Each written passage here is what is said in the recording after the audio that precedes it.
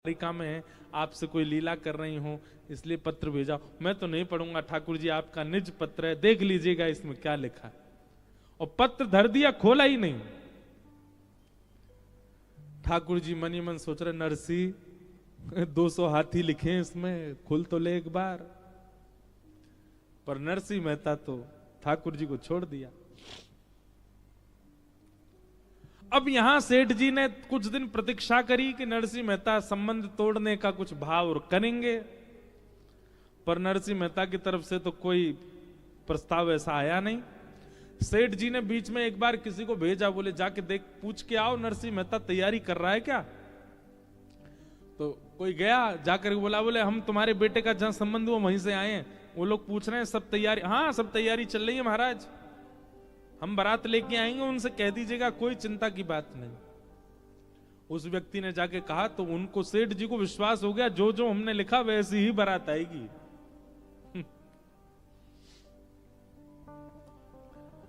अब नरसिंह मेहता के बेटे के ब्याह का समय आया। बारात के लिए घोड़ी लेने गए। एक बेचारी घोड़ी बूढ़ी हो गई थी, मरणासन अवस्था में थी, कुछ ही दिन में उसके जो है प्राण जाने वाले थे, उसको तो लेके आए। बारातियों के पास गए तो बाराती उल्टा कर्जा बोले हमारा कर्जा है, तुम पहले वो चुकाओ फिर जाएंगे। नरसिंह मेहता के बेचारे 4-5 बाराती हो गए, उनमें भी 1-2 अंधे थे, 2-3 ऐसे थे जो बिना किसी सहारे के चल ही नहीं पा रहे, ऐसी तो बारात। नरसिंह मेहता लेकर निकले अपने पुत्र की बारात। घर में विराजमान ठाकुर जी बेचारे मन में सोचने लगे, मेरे नरसिंह ने पत्र मेरे चरणों में रख दिया, ये कह के कि आपका पत्र है, आप जानो। अब तो मुझे ही जानना पड़ेगा। और जो जो पत्र में लिखा था सब ठाकुर जी ने देख लिया। हमारे श्री द्वारिकाधीश तुरंत बलराम जी के पास गए, बोले दाऊ दादा चलो। बोले कहां? बोले बारात में जानो। बोले कौन की? एक हमारे भक्त है के लाला की बारात में जानो, चलो। और यदुवंशियों को सबको तैयार कर दिया महाराज। इसी कलिकाल में ऐसे सुंदर सुंदर हाथी, हाथियों के ऊपर रत्न जड़ित सिंहासन, उन सिंहासनों पर सुंदर सुंदर राजा बैठे हैं, दुनिया भर के घोड़े, उन घोड़ों पर सुंदर यदुवंशी बैठे हैं। यहां से कुछ घोड़े आ रहे हैं, इधर से कुछ हाथी आ रहे हैं। इतने में बीच में जाने कौन आकर के वो बूढ़ी सी जो घोड़ी चल रही थी उसको हटा के बढ़िया सी घोड़ी पर उनके पुत्र को बैठा दिया। नरसिंह मेहता सोचने लगे हमारा पुत्र घूमता रहता, उसके मित्र वित्र ही आ रहे होंगे सब। देखते ही देखते नरसिंह मेहता को क्या पता, वो तो कीर्तन करते हुए चल रहे थे। जैसा जैसा पत्र में लिखा था वैसी ही बारात निर्मित होती चली गई। दूर दूर तक महाराज देखें तो राजकुमारी राजकुमार चल रहे हैं, सब यदुवंशी। वो सेठ जी जिनकी पुत्री से ब्याह होना था, उनसे किसी ने जाके कहा, बोले नरसिंह मेहता के पुत्र की बारात आ रही है। बोले यहां से नहीं दिखेगी, किसी पहाड़ी पे ऊपर चढ़ के चोटी पे से देखनी पड़ेगी, इतनी विशाल बारात है। बारात जाकर के देखी महाराज, ऐसे ऐसे हाथी, ऐसे सुंदर उनके दांत, ऐसे सुंदर घोड़े, ऐसे सुंदर राजकुमार। और उस बारात में सबसे आगे जब देखा तो नरसिंह मेहता का पुत्र एक घोड़ी पर बैठ करके चल रहा है, और एक तरफ साक्षात श्री बलराम जी और दूसरी तरफ श्री द्वारिकाधीश नृत्य करते हुए बारात लेकर के जा रहे हैं। क्यों? नरसिंह मेहता ने समर्पण कर दिया।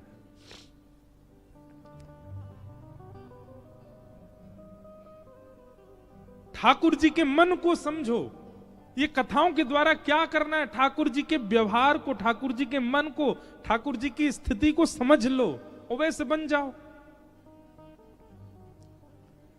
जो जो उनको प्रिय लगता है वो प्रिय वस्तु अपने चित्त में लाना प्रारंभ कर दो। जैसा व्यवहार उनको अच्छा लगता है वैसा व्यवहार करने लग जाओ। जो आहार उनको प्रिय लगता है वो आहार पाने लग जाओ। जैसा वस्त्र उनको प्रिय वैसे पहनने लग जाओ। ये कथाएं किस लिए होती हैं? ये पितृ मुक्ति के लिए, ग्रह शांति के लिए, व्यापार वर्धन के लिए। ये सब नहीं है, ये सब आप अपने कर्मों से कर सकते हैं। ये तो केवल भगवत प्राप्ति के लिए कथा है। और भगवत प्राप्ति कब होगी? जब जिससे संबंध बनाना, पहले उसको जान तो लो वो है कैसे। आज हमने क्या सीखा? ठाकुर जी को गुरु निष्ठा बहुत प्रिय है, तो अपने गुरु के प्रति निष्ठा प्रगाढ़ कर लो। दूसरा क्या देखा? ठाकुर जी को भोलापन, जैसा नरसिंह में है वो बहुत प्रिय है। भोले बन जाओ, सरल बन जाओ।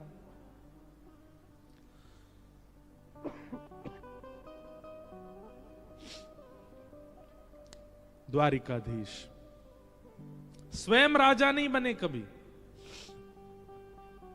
अपने नाना उग्रसेन को राजा बनाया इस नगरी का। अब इससे क्या सीखते हैं हम? पदवी मिलने के बाद भी उस पदवी का त्याग करना, ये ठाकुर जी से सीखो। पदवी त्याग करने का मतलब क्या है? ठाकुर जी ने पदवी का त्याग करके कोई पूरा दायित्व डाल दिया हो उग्रसेन के ऊपर? नहीं, उग्रसेन केवल राजा बने बैठे हैं, राजाओं की सारी क्रिया ठाकुर जी करते हैं। मतलब पदवी को नहीं स्वीकार किया, पदवी पर जो श्रम करना चाहिए वो सारा श्रम ठाकुर जी ने किया। ऐसा वर्णन आता है कि द्वारिकाधीश रोज शाम को निकलते हैं, पूरी द्वारिका में भ्रमण करते हैं,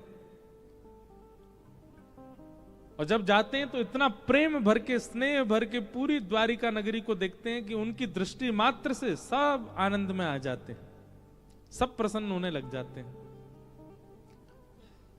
पूरी नगरी में भ्रमण करते हैं।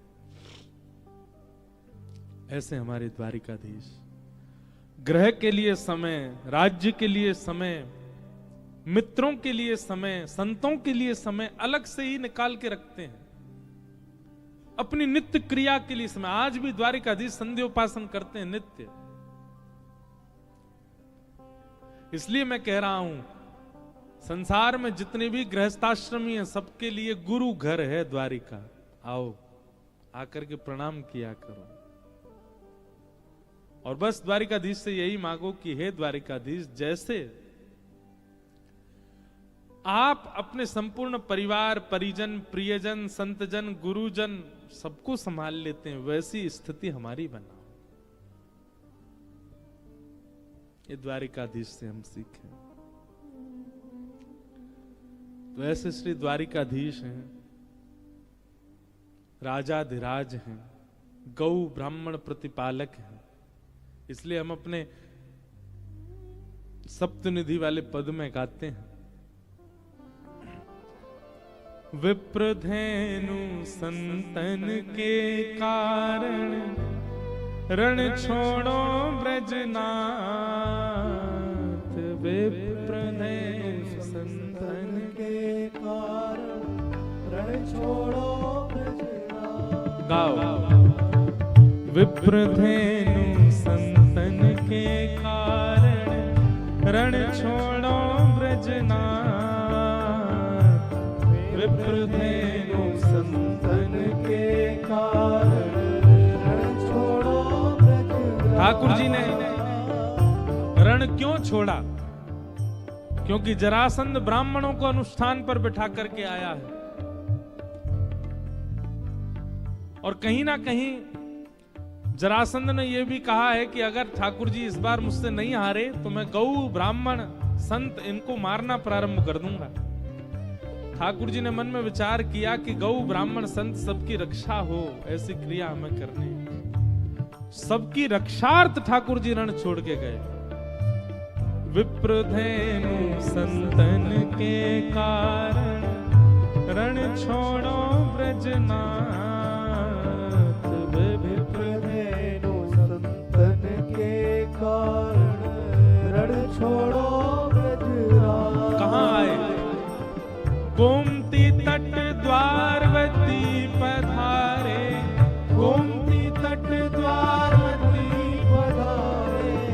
गोमती तट द्वारवती पधारे। गोमती तट द्वारवती पधारे। कहलाए द्वारिका नाथ वृंदावन मेरो वृंदावन। वृंदावन मेरो वृंदावन। देश वृंदावन मेरो वृंदावन।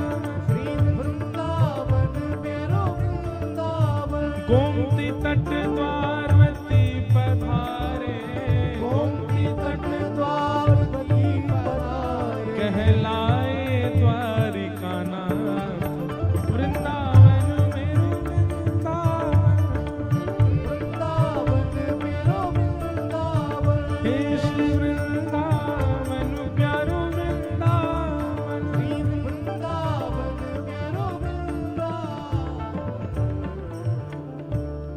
धेनु संतन के कारण रण छोड़ो ब्रजनाथ, गोमती तट द्वारवती पधारे।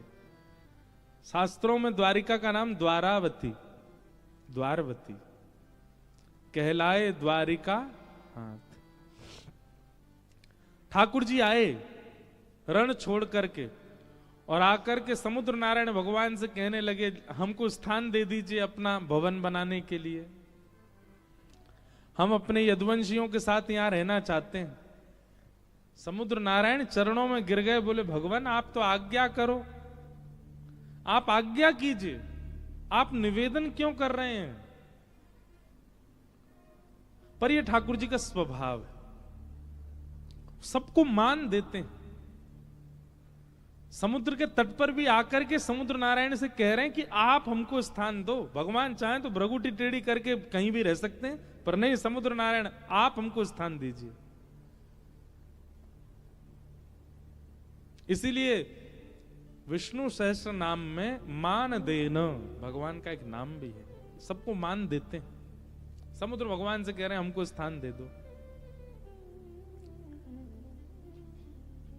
और तब समुद्र के बीचों बीच एक स्थान प्रकट हुआ। तब विश्वकर्मा को भगवान ने आज्ञा की कि आप एक नगरी बनाओ। तो विश्वकर्मा जी ने कहा कैसी नगरी बनाएं, कैसी चौखट हो, कैसी खिड़की हो, कैसे झूमर हो, बताओ इंटीरियर बताइए कैसा चाहिए आपको। दुनिया के लोग अपने लिए घर बनाते हैं तो इंटीरियर और एक्सटीरियर दोनों डिजाइन करवाते हैं, पर हमारे ठाकुर जी ने द्वारिका का ऐसा इंटीरियर करवाया।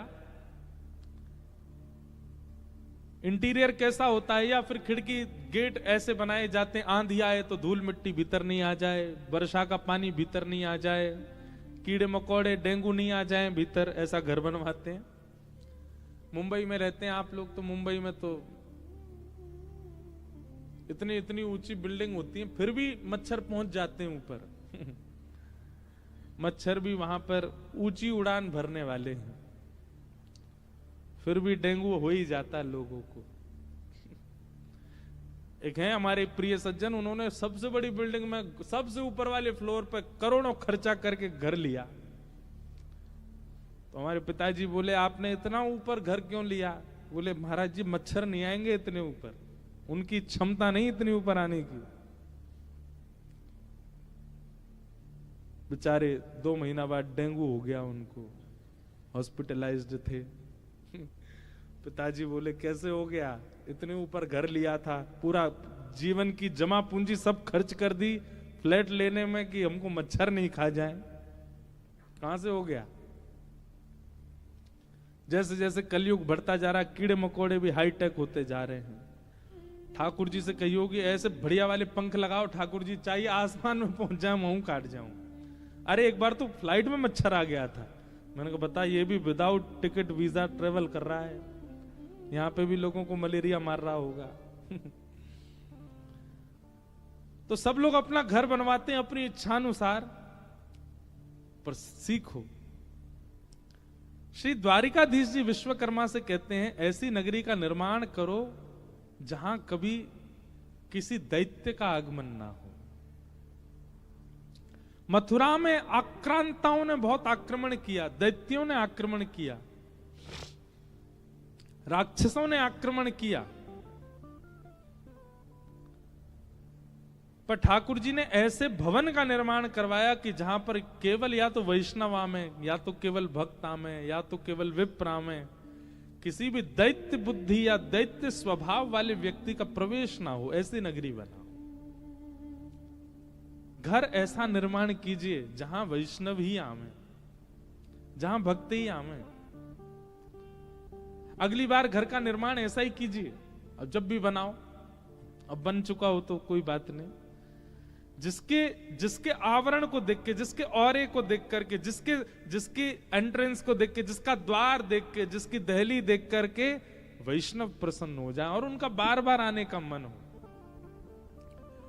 लोग ऐसा घर बनाते हैं कि रिश्तेदार, नातेदार, मित्र, पार्टी करने वाले बार बार आवे। वो नहीं, उसी के घर चलो, वहीं पे बढ़िया वाली पार्टी होती है।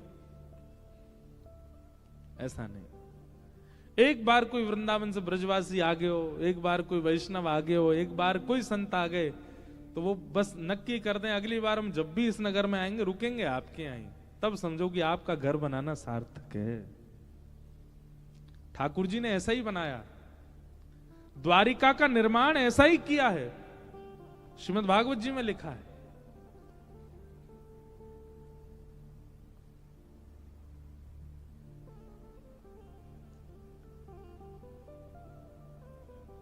अवासीत नारदो भिक्षलम कृष्णोपासन लालसा,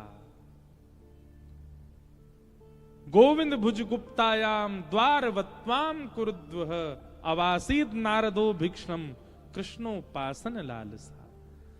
नारद जी का नाम तो सबने सुना ही है।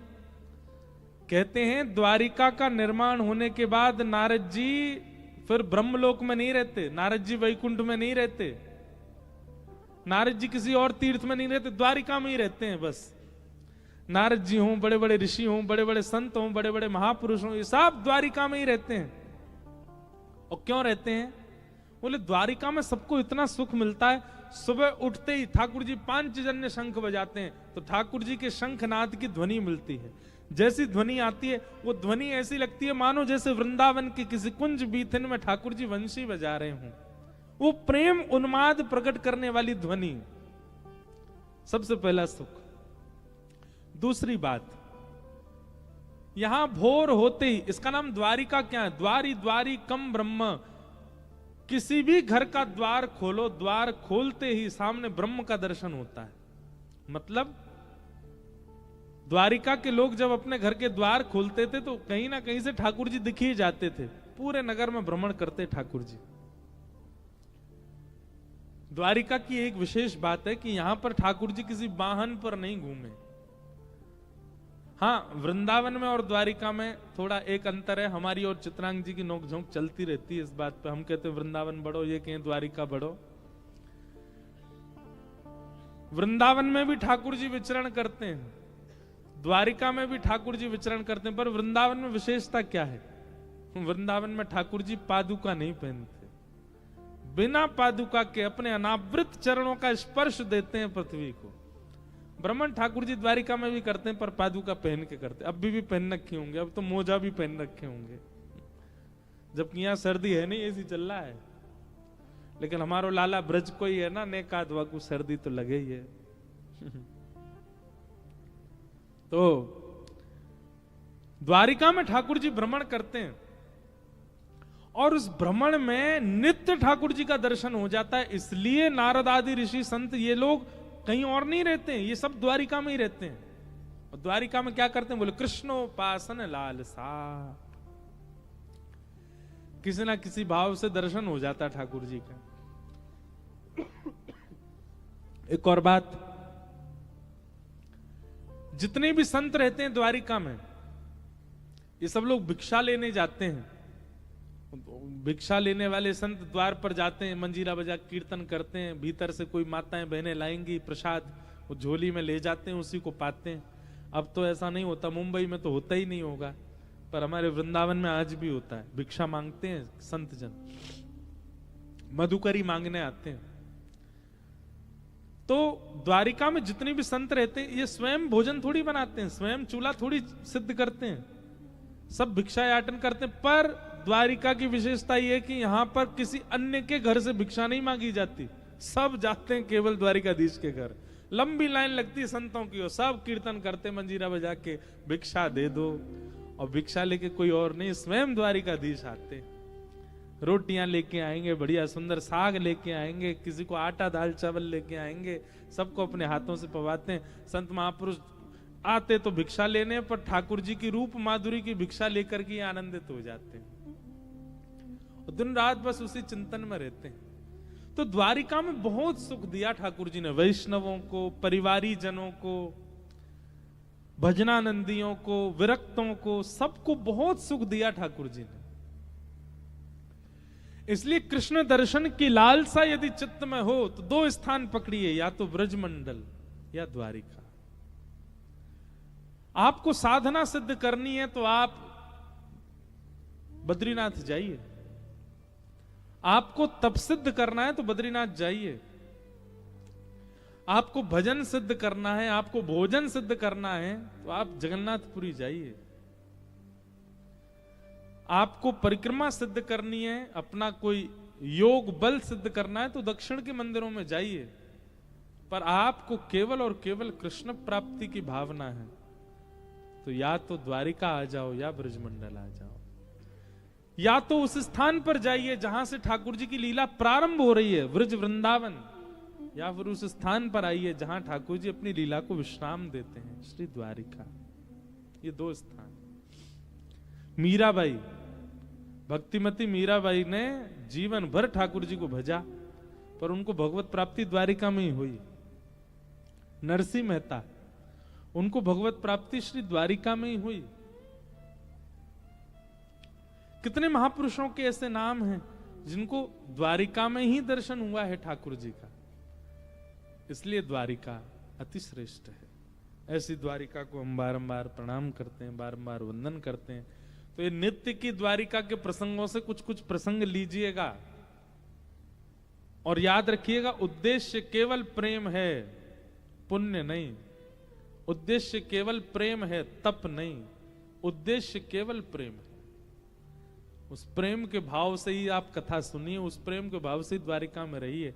क्या पता इन 7 दिनों में वही शंख चक्र सुदर्शन धारी चतुर्भुज रूप धारी श्री ठाकुर जी आपको द्वारिका की किसी गली में। अच्छा, एक चीज आपने देखी, अभी हम नाथद्वारा से आ रहे हैं, ठाकुर जी जहां भी विराज रहे हैं ऐसा हो ही नहीं सकता कि वहां सकरी गली ना हो।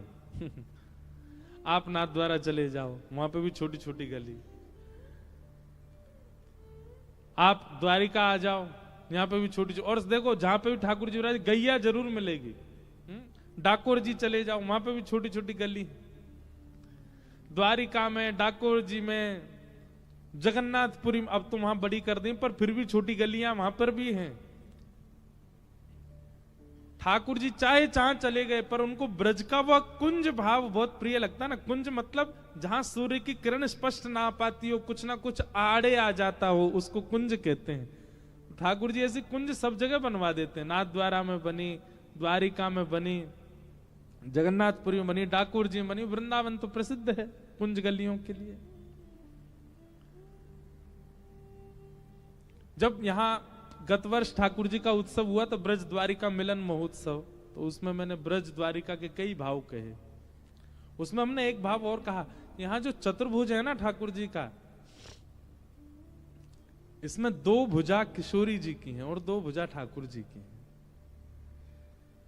वैसे तो ठाकुर जी और श्री जी एक ही हैं।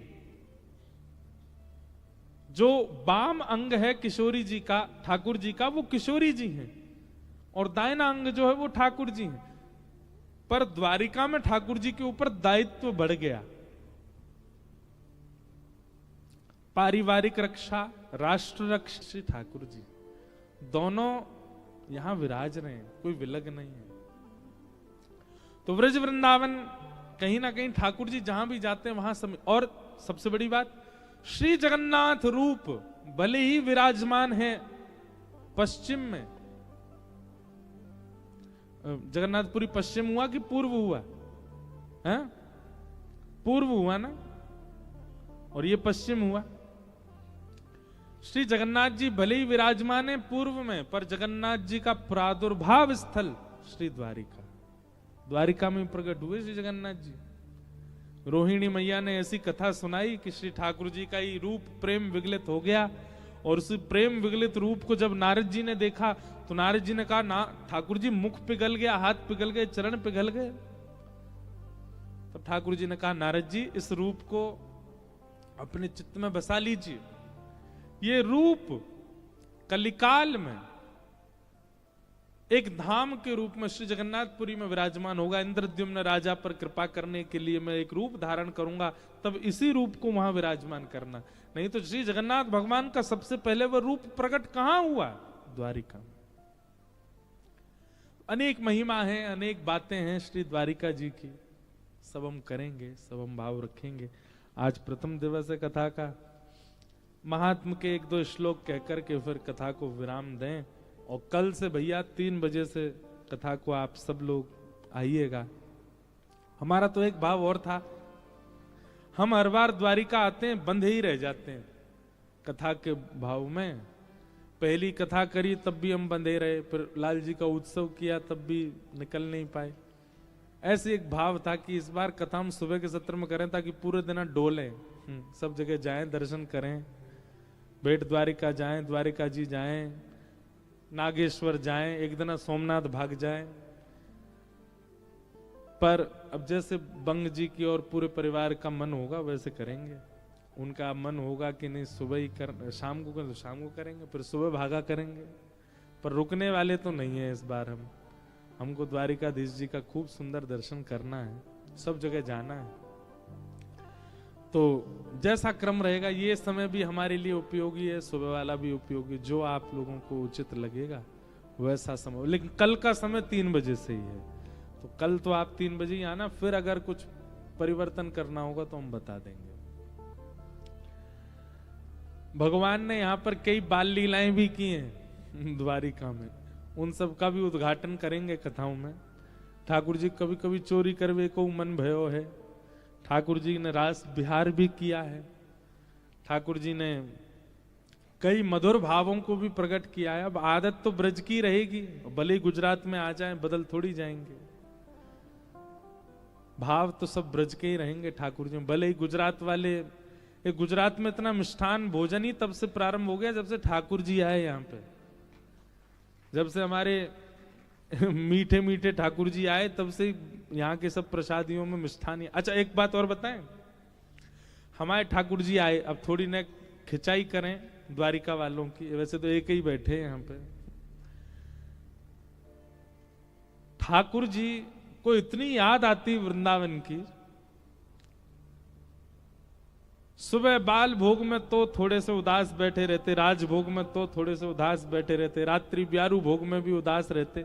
इसलिए गुजरात के लोगों ने सोचा इनको कैसे प्रसन्न किया जाए, इसलिए सब्जी में भी मीठा, दाल में भी मीठा, रोटी में भी मीठा, छाछ में भी मीठा, सब में मीठो मीठो डालो कि ठाकुर जी पिए तो नहीं प्रसन्न तो हो जाएंगे। तो ये मिष्ठान का जो प्रसाद में भाव आया ना, वो हमारे ठाकुर जी को प्रसन्न करने के लिए यदुवंशियों ने ये प्रकल्प किए, तभी से गुजरात में मीठा ही मीठा बनता है और सब भाव से ठाकुर जी पाते हैं। तो ऐसी द्वारिका में आए हैं, आप नित्य आइएगा, ताकि नित्य द्वारिका का पहला महिमा मंडन होगा और फिर महिमा करने के बाद में फिर ब्रज की महिमा से उसको धो दिया जाएगा। यही तो आनंद है, यही तो सुख है।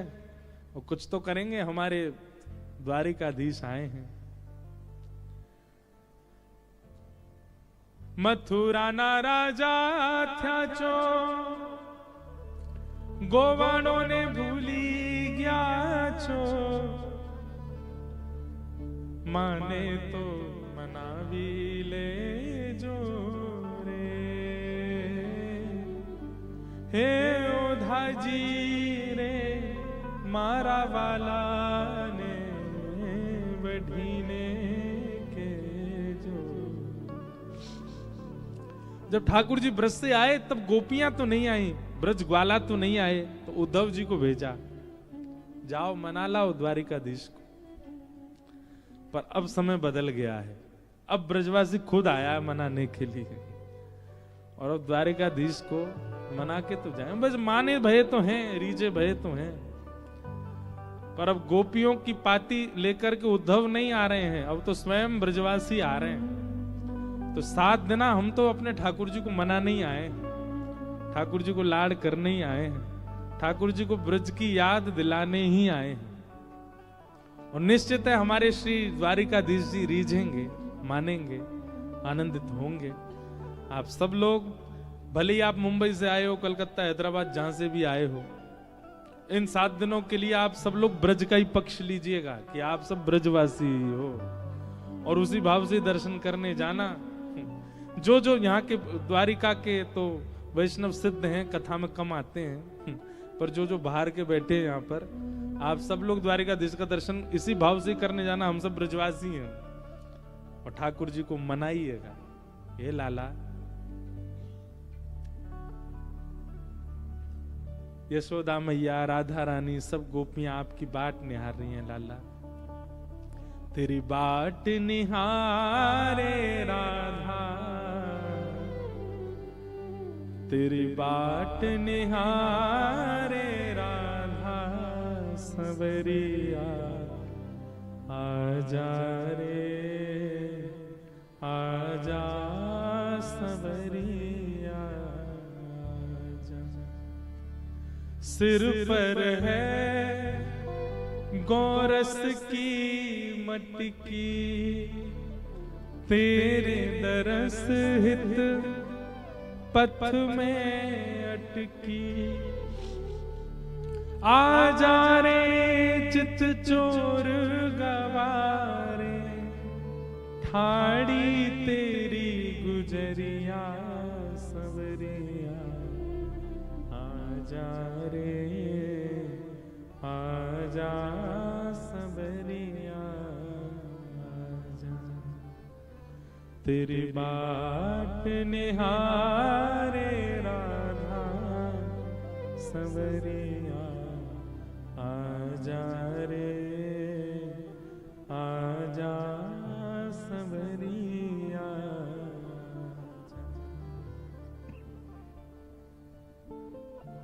कभी कभी हमको लगता है नाथ द्वारा वाले, द्वारिका वाले कहीं हमको पकड़ के किसी दिन बंद नहीं कर लें किसी कमरा में। हम नाथ द्वारा गए, वहां जाके भी हम यही कह रहे, हम गोवर्धन नाथ जी को ले जाने आए हैं। श्रीनाथ जी वापस गिरिराज जी में कब विराजेंगे? और द्वारिका आके भी हम यही कह रहे, चलो लाला बहुत दिन राज शासन कर लियो, चलो वहीं पे बढ़िया आपको माखन मिश्री पवामेंगे, बढ़िया प्रेम से भोजन करावेंगे। पर ठीक है, हम ब्रजवासी बड़े उदार हैं। हमने जनमानस पर, संसार के लोगों पे उदारता करते हुए ठाकुर जी का एक रूप भेज दिया, जाओ द्वारिका तक चले जाओ, ने वहां पे भी कृपा करे आओ। एक स्वरूप जगन्नाथपुरी में भेज दिए, एक हिमालय पे भी भेज दिए, एक नाथ द्वारा में राजस्थान मध्य में भेज दिए, एक दक्षिण में भी भेज दिए, पौड़ानाथ रंगनाथ भगवान लेटे हैं। पर इन सबको भेजा ब्रजवासियों नहीं है। जाओ ठाकुर जी ने सब पर कृपा करे आओ, केवल ब्रज में क्यों अनुग्रह करो। ब्रजवासी बड़े दानी हैं, बड़े भोले हैं, तो आए तो मनाने हैं। पर लाला अगर रीझ के चलवे को राजी भी आ जाएंगे तो हम पर यही कहेंगे, लाला कोई नहीं, बैठे रहो यहीं, आनंद करो, द्वारिका के लोगों पर कृपा करो। और रीझे तो बैठे हैं, अब ही जाके कहते हैं चल दो, तो वो रुक थोड़ी सकते हैं, यहाँ पे चल देंगे संग में। लेकिन हम ब्रजवासी बड़े उदार हैं, हम कहेंगे नहीं लाला आप यहीं विराजो, कृपा करो, सब वैष्णवन पे आनंद कराओ। सच्चिदानंद रूपाय विश्वोत्पत्त्यादि हेतवे, तापत्रय विनाशाय श्री कृष्णाय वयं नमः। महात्मा का पहला श्लोक सब लोग बहुत ध्यान से सुने, एक दो श्लोक सुन के फिर हम कथा को विराम देंगे। भगवान के कितने रूप हैं? 3, सत्य, चित और आनंद। 3 रूप हैं। ठाकुर जी सत्य हैं सबसे पहली बात। दूसरी बात, ठाकुर जी चैतन्य हैं। सत्य हैं ठाकुर जी, इस बात को कहने का मतलब है बाकी सब असत्य हैं, केवल ठाकुर जी सत्य हैं। साचो एक राधा रमण, झूठो सब संसार। बाकी सब झूठे हैं, केवल राधा रमण जी साचे हैं। ठाकुर जी और ठाकुर जी के संबंध की जितनी वार्ताएं, केवल यही सत्य हैं, बाकी सब असत्य है। हमारे कई महापुरुष तो ऐसा कहते हैं कि आप जितनी देर कथा सुन रहे हैं ना, आप केवल उतनी देर ही जीवित हो, उसके अलावा तो आप मृतक के समान हो। आप जितनी देर भजन कर रहे हो, जितनी देर नाम जप कर रहे हो, जितनी देर वृंदावन को याद कर रहे हो, जितनी देर द्वारिका को याद कर रहे हो, केवल उतनी देर आपकी श्वास गिनी जा रही है, बाकी तो आप मृतक समान हो। मतलब हमारा जीवन भी एग्जिस्ट तभी करता है जब हम ठाकुर जी की सेवा में हैं। अच्छा देखो, एक बात का कभी अनुभव करो, बिना कथा के आप अपने आप को देखिए और कथा में आप अपने आप को देखिए, कितना अंतर है। बिना कथा के एक जगह स्थिर नहीं रह सकते आप। बिना कथा के कलयुग के राक्षस के बिना नहीं रह सकते आप। ये कलयुग का राक्षस है। कई सारे ब्रांड आ गए हैं अब इसमें भी, ब्रांडेड राक्षस हैं कलयुग में। बताओ, सतयुग त्रेता द्वापर से कलयुग खतरनाक क्यों है ज्यादा, पता है? सतयुग त्रेता द्वापर में तो राक्षस आक्रमण करता है, लोग भागते हैं, पर कलयुग में व्यक्ति कमाई ही इसीलिए करता है कि हम राक्षस को जीवन में ला सकें, हमारे घर में राक्षस आ जाए। ये राक्षस ही तो है। तो इसके बिना आप रह सकते, पर नहीं, आपने पिछले 2 घंटे से फोन तो नहीं उठाया, बिना इसके रह रहे हो। 2024 में कितनी बार आपने फोन यूज नहीं किया, ये अपने आप से पूछिए। एक मैं अभी किसी का इंटरव्यू देख रहा था, उस व्यक्ति की वो बात पूरी दुनिया में इतनी प्रसिद्ध हो गई, क्यों? उसने पूरे दिन में कितनी देर फोन चलाया? 4 मिनट। कितनी देर? तो दुनिया के लोग आश्चर्य कर रहे थे, बोले कि भैया ये भगवान से कम नहीं है, इसने 4 ही मिनट फोन चलाया बस सुबह से। ये इतनी बड़ी आश्चर्य की बात हो गई है। फोन में स्क्रीन टाइमिंग आता है, आप कितनी देर फोन चलाते हो। उस टाइमिंग को देख करके कभी मन से पूछा कीजिए, इतनी देर हमने भगवत भजन किया होता तो ठाकुर जी मिल गए होते। इतनी टाइमिंग यदि ठाकुर जी को दे दी होती तो आज श्री द्वारिकाधीश हमको हृदय से लगा के बैठे होते। पर जिसको जितना समय ज्यादा दिया वही संग में लगा है। आज हार्ट फेल हो जाए इतनी बड़ी बात नहीं, पर फोन खराब हो जाए तो हार्ट फेल से ज्यादा पीड़ा देता है। उसको इतना समय दिया आपने, उसको इतना जीवन में उपयोगी बना लिया आपने। ठाकुर जी को सत्य मानने का मतलब है ठाकुर जी के संबंध के जितने भी भाव हैं उन सब में ही सत्य का अनुभव करना। आप कथा सुन रहे हैं, यही सत्य है। आप नाम जप कर रहे हैं, वही सत्य है। आप ठाकुर जी का दर्शन कर रहे हैं, वही सत्य है। आप किसी वैष्णव व्यक्ति के साथ में वैष्णव चर्चा कर रहे हैं, वही सत्य है। उसके अलावा आपने जितनी भी संसारिक क्रिया की, सब असत्य।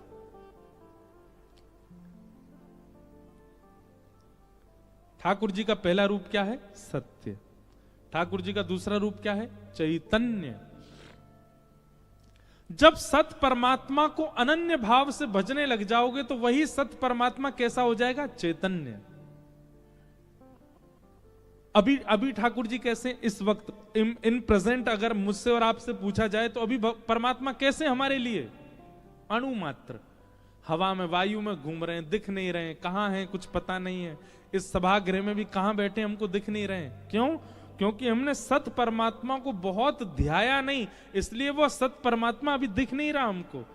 जिस समय सत परमात्मा को खूब ध्याने लगेंगे तो कैसा होगा? हमारी ब्रज की गोपियां कह रही हैं, माई मेरे श्याम लगो संग डोले, श्याम लगो संग, श्याम लगो संग। मीराबाई का पद है, श्याम लगो संग डोले। अब देखो वो चित्र देखो मीराबाई का, ऐसा लग रहा है कि मीराबाई सा यही वाला पद गा रही है। क्या गा रही है मीराबाई? ये कन्हैया मेरे संग ही रहे पूरे दिन। मीराबाई बैठे बैठे कहने लगते, नेक शांति रखो। अब सामने बैठा व्यक्ति कहता है, इनके बगल में कोई है तो नहीं, किससे बात कर रही है? पर मीराबाई अकेली नहीं, ठाकुर जी संग रहते हैं। मीराबाई कह रही हैं, जित जाऊं उत ठाड़ो ही पावे, जित जाऊं ठाड़ो ही पावे। मैं जहां भी जाऊं मुझको पहले तो ठाड़ो मिले वहां पे। ठाड़ो मतलब समझे ना, ऐसे ठाड़े मिले ठाकुर जी। मीराबाई कहें, अब तो मां छोड़ के आई, मुझे पहले यहां कैसे आ गए हो? जित जाऊं उत ठाड़ो ही पावे, जित जाऊं वाह ठाड़ो ही पावे। अच्छा मीराबाई क्या कह रही हैं? तो किसी ने मीराबाई से कहा, तो ठाड़ो मिले तेरे संग ही रहवे, तू बात मत करे कर बातें, तू मुंह फेर लेकर। तो मीराबाई कह रही है, मैं बात ना करूं तो कहा करे? बिना बुलाए बोले, बिना बुलाए बोले। मीराबाई क्या कह रही हैं? मैं बात ना करूं तो मेरे सामने ही चलता रहेगा। अरे तू मत बोल क्यों ना रही, अरे तू कछु कह क्यों ना रही, अरे कछु तो बोल दे, अरे तू गूंगी है गई है, तेरे मुंह में कछु भर गो, तू बोल क्यों ना रही। इतनो बोला इतनो बोला इतनो बोले, मुंह बोलना ही पड़े। बिना बुलाए बोले, बिना बुलाए बोले, शाम लग्यो संग डोले, माई मेरे शाम लग्यो संग डोले। किसी ने कही, बोले तू बोले मत कर और तू देखे भी मत कर वाक्य, और जहां दिखे वहीं आंख बंद कर देकर। मीराबाई बोली, सुन तू दुनिया के जितने काम कहेगी सब करने को तैयार हूं, पर ये नहीं कर सकती। क्यों? कहा करूं लोभी मेरे नैना, कहा करूं लोभी मेरे नैना। अरे तू बात ना करवे की कहेगी, वो कर लूंगी, ना करूंगी बात। तू कहेगी बाकी सुने मत, कानन में उंगली डाल लूंगी। लेकिन तू कहेगी कि आंख बंद कर ले वाकु देख करके, वो ना है सके। गोपियां श्रीमद् भागवत में कहती हैं, अक्षणवताम फलमिदम न परम विदाम। ठाकुर जी यदि सामने आ गए तो पलकें झपकना भूल जाएंगी, ऐसा रूप है उनका। मीराबाई कह रही हैं, कहा करूं लोभी मेरे नैना, कहा करूं लोभी मेरे नैना। हंस हंस घूंघट खोले, हंस हंस घूंघट खोले, श्याम लग्यो संग डोले, माही मेरे श्याम लग्यो संग डोले। ये क्या है? ये वही सत परमात्मा जब चैतन्य हो जाता है तो जित देखूं तित श्याम मई, आपको सब जगह अनुभव होने लग जाएगा। भैया हम आपको किसी और का उदाहरण देकर के कितना विश्वास जगाए, हम अपना उदाहरण दे रहे हैं, हम अपनी बातें बता रहे हैं। कल आज आप हमारे पंडित जी से पूछ लीजिए, इतने घनिष्ठता से पाठ कर रहे हैं जो आगे वाले, इनसे पूछ लो। आते ही मैंने क्या पूछा, मैंने कि अरे एक बात बताओ, कल रात में यहां क्या हुआ था? तो ये बोले क्या हुआ था मतलब? बोले लाल जी को सुलाया कहां था, लाल जी को पवाया क्या था, लाल जी का एसी तो नहीं चलाया था, लाल जी पंखा कितने नंबर पर चला था। अब ये सब बातें क्यों पूछी?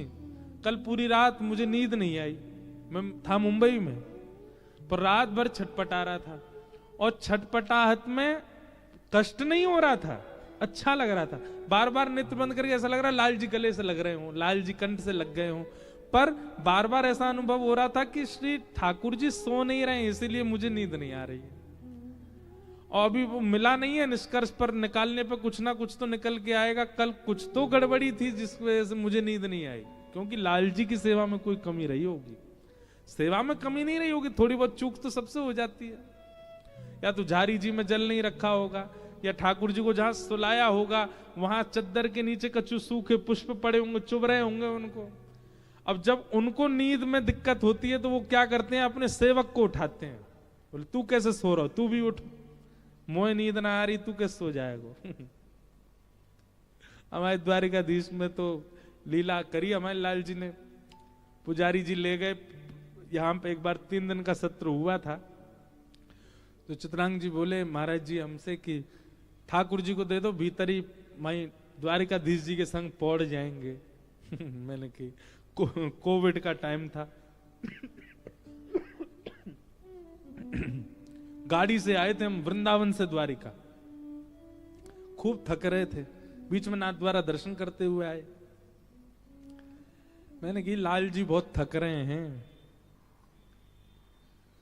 नहीं नहीं सुवाए दो, ठाकुर जी के संग ही, आज द्वारिकाधीश के संग ही सोएंगे। अभी ले गए रात में गर्भगृह में, हम तो जा नहीं सकते, बता दी ऐसे सेज लगा दियो, ऐसे सुवाई दियो भीतर। वहां द्वारिकाधीश जी की सेज लगी, बगल में श्री गिरधर लाल जी विराजे। और सुबह सुबह आपने किसी अन्य पुजारी जी थे जन कौन, उनके हाथ ठाकुर जी भिजवाए। बोले धरो अपने लाला को अपने पास ही, यहीं सुलाना अपने पास ही।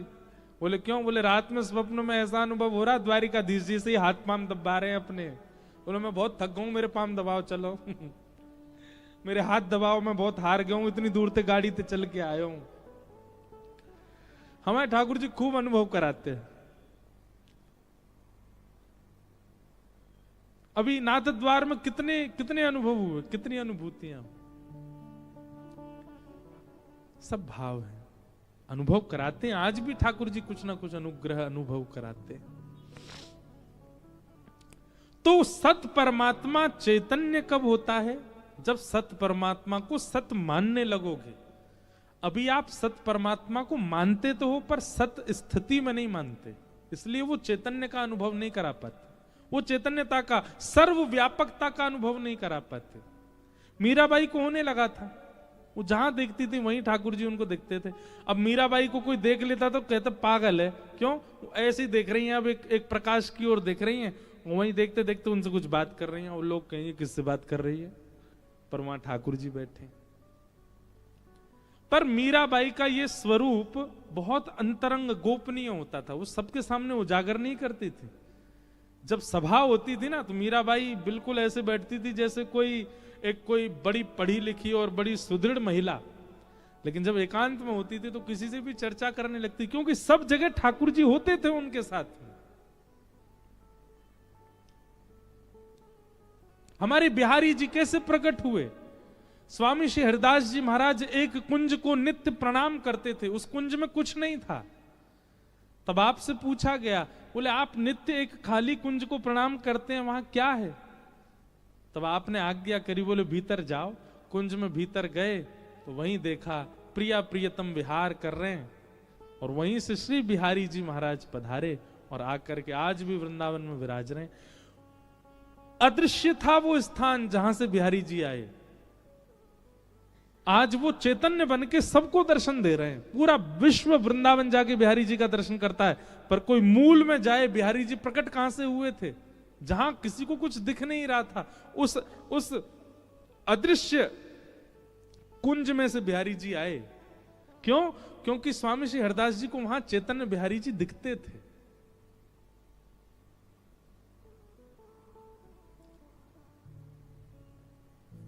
सत्य परमात्मा को सत्य मानने लग जाओ, तब वही सत्य परमात्मा अपनी चैतन्यता का अनुभव कराने लगेगा। और जिस दिन चैतन्यता का अनुभव होने लग गया, उस दिन तीसरे रूप का अनुभव होगा। क्या? आनंद। फिर तो आनंद में ही रहोगे, फिर तो प्रसन्न रहोगे, फिर तो मस्ती में ही रहोगे, फिर तो झूमते ही रहोगे। फिर तो चाहे निद्रा पूरी हो ना हो, भोजन मिले ना मिले, वस्त्र मिले ना मिले, मान हो सम्मान हो अपमान हो, आप आनंद में ही रहोगे। ठाकुर जी प्राप्त हो जाएंगे तो ऐसे है जाओगे। फिर संसार की व्यवस्था आपको प्रसन्न नहीं करेगी, संसार की अव्यवस्था आपको निराश नहीं करेगी, आप सर्व स्थिति में प्रसन्न रहोगे, ठाकुर जी प्राप्त हो गए तो।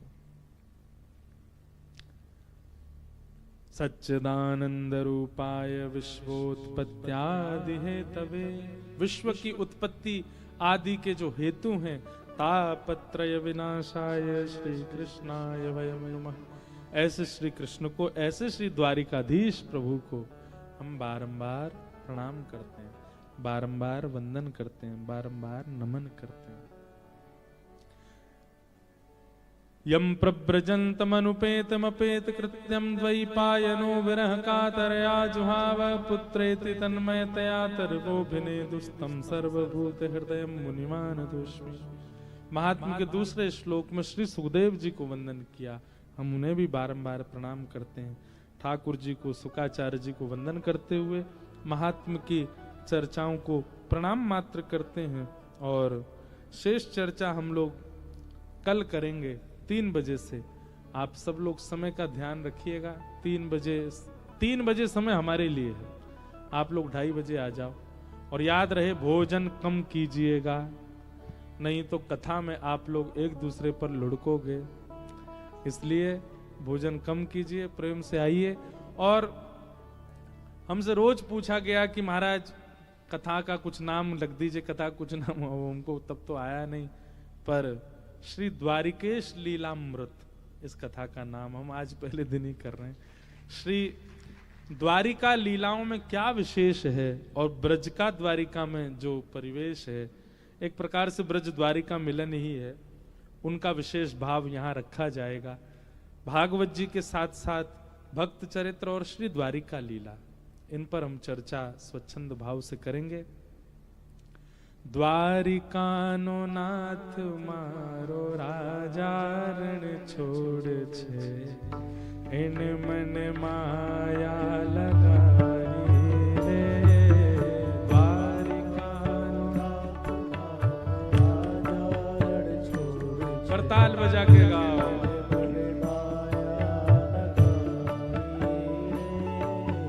द्वारिकानो नाथ मारो राजा रण छोड़ छे, इन मन माया लगाड़ी रे। द्वारिकानो नाथ मारो राजा रण छोड़ छे, इन मन माया लगाई रे। इन मन माया लगाई मारा बाला, इन मन माया लगाई मारा बाला, इन मन माया लगाड़ी मारा बाला, इन मन माया लगाई मारा बाला, इन मन माया लगाड़ी रे। इन मन माया लगाई रे। हे गायो नो गोपाल मारो राजा रण छोड़ छे, इन मन माया लगाड़ी रे। गायो नो गोपाल मारो राजा, करताल बजा के गाओ भैया। द्वारिकाधीश की नगरी में आए हो, कम से कम उनका यश गुणगान तो खूब भाव से उत्साह के साथ में गाओ। द्वारिकानो नाथ मारो राजा रण छोड़ छे, इन मन माया लगाड़ी रे। द्वारिकानो नाथ मारो राजा रण छोड़ छे, इन मन माया लगाई रे। हे सुदामनो मित्र मारो राजा रण छोड़ छे, इन मन माया लगाड़ी रे। सुदामनो मित्र मारो राजा रण छोड़ छे, इन मन माया लगाई रे। इन मन माया लगाड़ी मारा बाला, इन मन माया लगाई मारा बाला, इन मन माया लगाड़ी मारा बाला, इन मन माया लगाई मारा बाला, इन मन माया लगाड़ी रे। इन मन माया लगाई रे। हे ब्रजनो गोपाल मारो राजा रण छोड़ छे, इन मन माया लगाड़ी रे। ब्रजनो गोपाल मारो राजा रण छोड़ छे, इन मन माया लगाड़ी रे।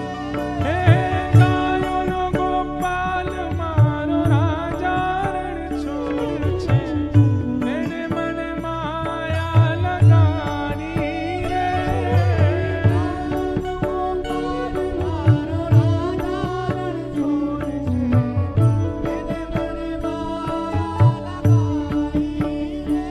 हे घड़ी खम्मा घड़ी रे खम्मा मारा द्वारिकाधीश ने घड़ी रे खम्मा। हे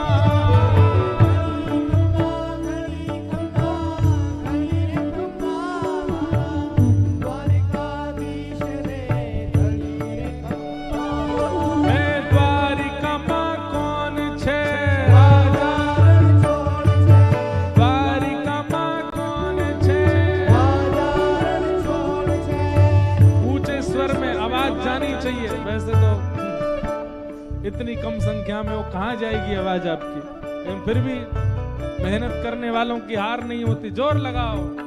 द्वारिका माँ कौन छे, द्वारिका माँ कौन छे, ब्रजनो